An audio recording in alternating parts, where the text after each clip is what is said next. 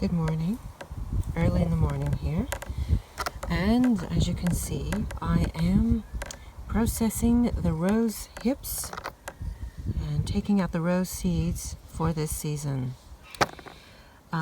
These rose hips are mainly from just a couple of my best performing rose bushes, and I thought I would actually do a video of my favorite or my top 5 rose bushes in terms of scent, in terms of hip production, in terms of growth, and in terms of dealing with my climate here. However, so what I'm doing here is these hips have been on obviously all summer, and I don't touch them until this time when they're turning orange and it's time to harvest the seeds. So what I do is I actually soak the hips in just some water in here for a couple of days, and then I start pulling them out, and I just put them in vermiculite. And after I finish, I will moisten this vermiculite only enough to dampen it, not to have this sitting in water, so it's extremely dry, because what we're creating here is a dormancy period. So what happens is with roses, for those of you that don't know, roses need a stratification period of up to 3 months or 90 days. 60 to 90 days, I like to have them in for 90 days. So it's a long haul process when you have roses, or you are wanting to generate your own roses from your hips.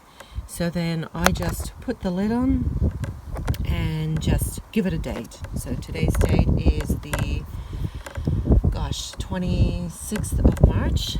So we are now in fall, we're in autumn. This is after the summer, and these are predominantly from Boscobel, which is a David Austin. And Boscobel is absolutely probably my #1 best performing rose in terms of flowers, in terms of scent, in terms of hip production, in terms of my climate. But I'll get into that in another video. There is also some hips from another rose, which is a hybrid tea climber called Florentina, which is a beautiful, bright, gorgeous, warm red rose, and obviously it's a climber. I have a couple from Glamorous Castle also, and some from another David Austin.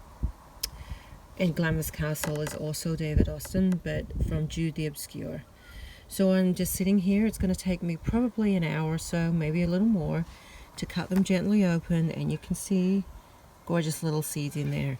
So with any kind of hip, it's going to be a lucky dip, not unless you pollinate them by hand. Some I did, there are others that I didn't. So insects have they're going to generate for me a lucky dip rose, a new hybrid that I most likely would have never seen. And so after you have this in the fridge for 3 months, these roses will start to get shoots. They will start to get their first little roots showing, and that's when you put them in soil. So it's a very long process, but it is worth the process. And this is the process before you can actually plant your rose seeds. So if you do buy rose seeds in the mail, not that I see many online, you will have to give them a period of stratification, unless the grower informs you that they've already been through a stratification period, but most likely they haven't. So it's a long hauler's process.